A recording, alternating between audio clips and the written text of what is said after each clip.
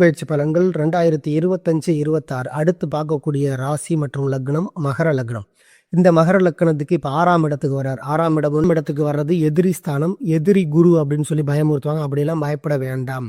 இந்த 6ஆம் இடத்துக்கு வரக்கூடிய குரு உங்களுக்கு ராஜயோகத்தை தரப்போறாரு. எப்படின்னு கேட்டிங்கன்னா, மகர ராசிக்கு 12ஆம் அதிபதி, மறைவு ஸ்தானத்தினுடைய அதிபதி குரு தான். அவர் 6ஆம் இடத்தில் போய் மறைகிறதுங்கிறது ஒரு மிக சிறப்பான அமைப்பு. அதனால ஒரு ராஜயோகம் உங்களுக்கு இருக்கு, பயப்பட வேண்டாம். குரு எப்பயுமே இருக்கும் இடத்தை விட பார்க்கும் இடத்திற்கு பலம் அதிகம்.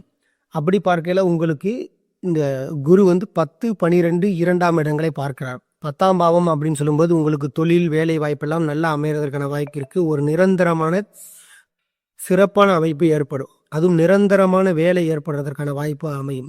அடுத்து 12ஆம் பாவத்தோட சம்மந்தப்படுறதுனால நிச்சயமான முறையில் வெளிநாடுகள் வாய்ப்புகள் உருவாகும். அதுவும் வேலைக்காகவோ இல்லை ஆன்சைன் சம்மந்தப்பட்டது இல்லை தொழில் சம்மந்தப்பட்டதற்கான வாய்ப்புகளை ஏற்படுத்தி கொடுக்கறதுக்கான சிறப்பு இருக்குது. இன்னும் சொல்லப்போனால் சிலருக்கு 2வது தொழில் அல்லது இன்னொரு தொழில் பண்ணுறதுக்கோ இல்லை ஏற்கனவே பண்ண தொழிலில் இன்னொரு பிரான்ச் ஆரம்பிக்கிறதுக்கான வாய்ப்புகளும் கூட இப்போ கொடுக்கறதுக்கான வாய்ப்பு நிறையா இருக்குது. 2ஆம் இடம்ங்கிறது குடும்பஸ்தானம். அதில் தனம் இருக்குது, பொருளாதாரம் உயரும், குடும்பத்தில் ஒற்றுமை நல்லா அதிகமாக இருக்கும். குடும்பத்தினுடைய ஒற்றுமை இருக்கும். குடும்பத்திற்காக நீங்களும் மெனக்கெடுவீர்கள். குடும்பத்திற்காக சில நல்ல காரியங்களும் செய்கிறதற்கான அமைப்பு இந்த குரு பயிற்சி உங்களுக்கு கொடுக்குது.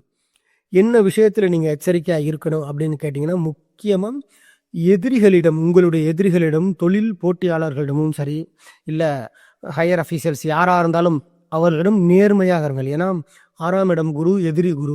ஸோ குரு நேர்மையான கிரகம். அவர்களிடம் நேர்மையாக இருந்தீர்கள் என்றால் இந்த வருடம் உங்களை யாரும் அசைக்க முடியாது. குரு உங்களுக்கு நேர்மையான கிரகம். அதனால் நீங்கள் எதிரிகள்கிட்ட கூட நேர்மையாக இருந்துட்டீங்கன்னா உங்களை மாதிரி இந்த வருஷம் சிறப்பாக இருக்க போகிறது வேறு யாருமே கிடையாது. ஸோ அதை பயன்படுத்தி இந்த வருஷம் சிறப்படைய என்னுடைய வாழ்த்துக்கள். Thank you friends.